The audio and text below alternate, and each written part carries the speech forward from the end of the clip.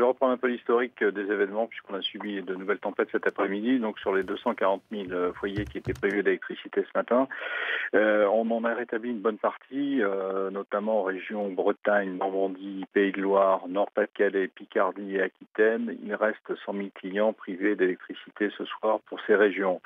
On a cependant vécu un nouvel épisode de tempête en début d'après-midi, nouvel épisode qui a touché les régions Rhône-Alpes-Bourgogne, Île-de-France et l'Est de la France. Et donc on a totalisé à nouveau 45 000 clients privés d'alimentation électrique. Ça veut dire que ce soir à 17h, nous avons un total de 145 000 clients privés d'électricité.